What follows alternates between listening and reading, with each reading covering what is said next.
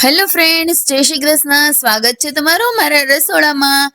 બહુ જ સરસ આજે એકદમ સરસ રેસીપી શેર કરવાના છીએ. સિઝનની કાચી કેરી આવવાની શરૂ થઈ ગઈ છે. આમ તો અમારે ત્યાં વસંત પંચમીથી કેરી આવવાનું શરૂ થઈ જાય છે, પરંતુ આ જે કેરીનો ટેસ્ટ આવે ને એવી કેરીનો ટેસ્ટ ના આવે. એટલે આ કેરી આવે ને એટલે મસ્ત મજાનું એક અથાણું બનાવી અને ખાવાનું મન થઈ જ જાય. કોઈ પણ ગુજરાતીને એક મસ્ત અચાર બનાવી અને ખાવાનું મન થઈ જ જાય. એટલે બસ જો ઇન્સ્ટન્ટ અથાણું બને ને એ અથાણું બનાવી રહી છું. કાચી કેરી, મરચાં અને ગાજરનું ઇન્સ્ટન્ટ અથાણું છે. તમે કલાકમાં ખાઈ શકો એટલું સરસ અથાણું બનીને તૈયાર થાય છે. તો આ રીતે બસ જો અહીંયા ગાજર સુધારી રહી છું, મરચાં સુધારીશ અને કેરી સુધારીશ.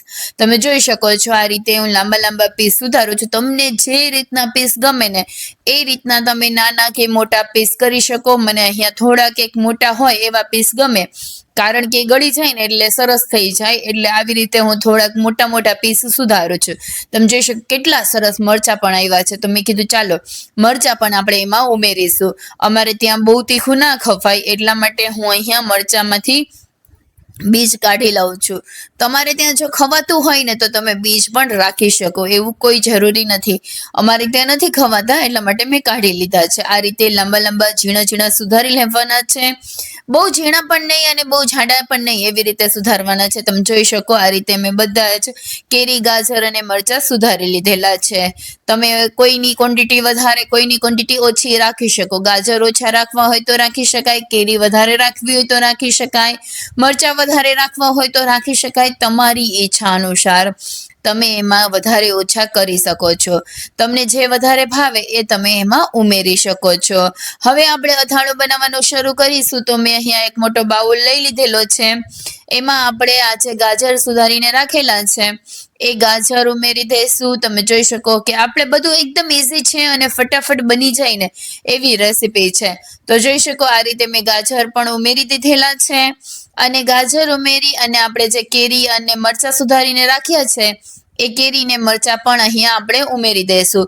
આ રીતે બધું બરાબર રીતે મિક્સ કરી દેવાનું છે. આમાં કોઈ અલગ અલગ કરવાનું નથી કે મીઠું હળદર રાખીને રાખવાનું નથી.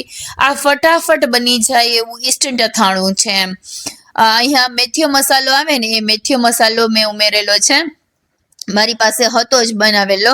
તમારે જો રેસીપી જોઈતી હોય તો આપણી ચેનલ ઉપર મળી જશે, તો તમે ત્યાં જઈ અને જોઈ શકો. આ રીતે મેથીયો મસાલો અહીંયા તમારે ઉમેરી દેવાનો છે. તમારા સ્વાદ અનુસાર તમે મસાલો પણ વધારે ઓછો કરી શકો. મને વધારે મસાલાવાળું ગમે એટલા માટે હું અહીંયા વધારે મસાલો ઉમેરી રહી છું. હવે મને થોડાક મસાલા એક્સ્ટ્રા ગમતા હોય ને એ હું ઉમેરું છું. તો અહીંયા હિંગ ઉમેરું છું. હિંગનો ટેસ્ટ બહુ સરસ આવતો હોય છે.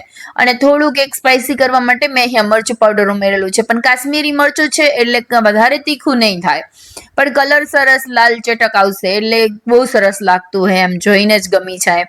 હવે અહીંયા સ્વાદ અનુસાર થોડુંક એક નમક ઉમેરી દઈશું. આપણે મરચાં અને ગાજર અને કેરીના ભાગનું નમક ઉમેરી દઈશું. મસાલામાં પણ નમક છે એટલે માપસર જ ઉમેરવાનું. વધારે નમક ન થઈ જાય એનું ખાસ ધ્યાન રાખવાનું, કારણ કે મસાલામાં પણ હશે જ. તો આપણે કેરી, ગાજર અને મરચાંના માપનું જ ઉમેરીશું. બધું બરાબર રીતે મિક્સ કરી લેવાનું છે. તમે જોઈ શકો આ રીતે તમારે ચલાવતા રહી અને મિક્સ કરવાનું છે. મસાલો સરસ રીતે કોટ થઈ જશે. અને અહીંયા તમારે જો તેલને ગરમ કરીને ઉમેરવું હોય ને તો પણ તમે ઉમેરી શકો. મારે તો ઇન્સ્ટન્ટ અથાણું બનાવવું હતું તો એમાં તમે તેલ ગરમ ન કરો તો પણ ચાલે.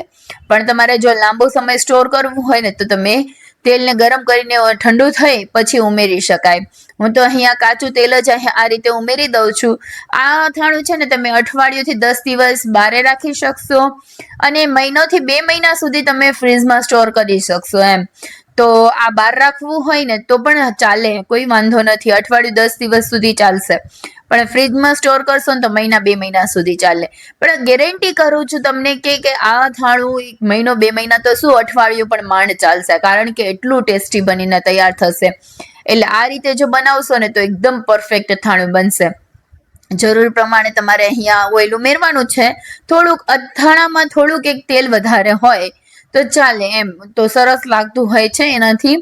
તો તમે અહીંયા તમારી ઈચ્છા અનુસાર તેલ વધારે ઓછું કરી શકો. અહીંયા મેં 4 મોટા ચમચા જેટલું તેલ ઉમેરેલું છે.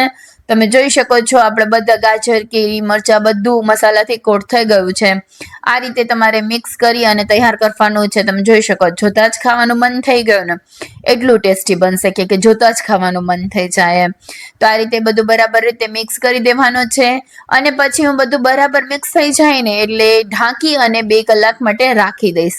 1-2 કલાકમાં બધા મસાલા છે ને ચડી જશે તો આરામથી એટલું ટેસ્ટી લાગશે ને. 1-2 કલાક પછી તમે ઉપયોગમાં લઈ શકો. મેં તો તરત જ લીધેલું, પરંતુ તમે 1-2 કલાક પછી લેશો ને તો વધારે સારું લાગશે, વધારે ટેસ્ટી લાગશે. તો આ રીતે મેં 1-2 કલાક માટે રાખી દીધેલું છે. હવે હું તમને બતાડું છું કે કેટલું સરસ, એમ કે કલાકમાં તો એટલું સરસ થઈ ગયું હોય ને. આ બહુ સરસ લાગતું હોય. તમે થેપલા સાથે, પરોઠા સાથે, ભાત સાથે, ખીચડી સાથે, કોઈની પણ સાથે સર્વ કરશો ને તમને ભાવશે જ એમ. તો આવું બનાવશો ને અથાણું તો બાળકો પણ આરામથી ખાશે. ટિફિનમાં પણ સરસ રીતે લઈ જઈ શકાય, તો તમને 2 રોટલી વધારે ખાવાનું મન થાય. તો આ રીતે તમે પણ એક વખત ટ્રાય કરજો અથાણાને. આ અથાણું છે ને હું અત્યારે કાચની બોટલમાં સ્ટોર કરી રહી છું. તમારે આ અથાણા, કોઈ પણ અથાણાને એમ કાચની બોટલમાં સ્ટોર કરશો ને તો વધારે સારું. કારણ કે પ્લાસ્ટિકની બોટલ કરતાં કાચની બોટલમાં વધારે સારું રહે છે અથાણું. તો તમે કાચની બોટલમાં જ બને તો સાફ બોટલમાં સ્ટોર કરવાનું. આ રીતે તમે જોઈ શકો કે હું કાચની બોટલમાં સ્ટોર કરી રહી છું. તમે લાંબો સમય સુધી ટકાવવું હોય તો ફ્રીજમાં પણ રાખી શકાય. તો આ રીતે મેં બધું અથાણું કાચની બોટલમાં ભરી લીધેલું છે. જોઈ શકો છો આ રીતે સ્ટોર કરેલું છે. તો તમને આ રેસીપી કેવી લાગી એ તમે મને કમેન્ટમાં જરૂરથી જણાવજો. અને બીજા કોઈ ઇન્સ્ટન્ટ અથાણાની રેસીપી તમને જોઈતી હોય તો પણ કમેન્ટ કરજો. હું તમને વિડીયોમાં મેન્શન કરીશ અને તમારી કમેન્ટની સાથે હું તમને મેન્શન કરીશ. એટલે તમે જરૂરથી કમેન્ટ કરજો કે તમારે કઈ નેક્સ્ટ અથાણાની રેસીપી જોઈએ છે. જોઈ શકો છો આપણું એકદમ ટેસ્ટી ટેમ્પટિંગ અથાણું તૈયાર થઈ ગયું છે. તો અમને તો બધાને ખૂબ ભાવે છે. તમને આ રેસીપી કેવી લાગી એ જરૂરથી કહેજો. અને ચેનલ પર પ્રથમ વખત જ મુલાકાત લઈ રહ્યા હોય તો સબસ્ક્રાઇબ કરવાનું ભૂલતા નહીં. આપણે ફરીથી મળીશું એક નવી રેસીપી સાથે. Thank you. Bye bye.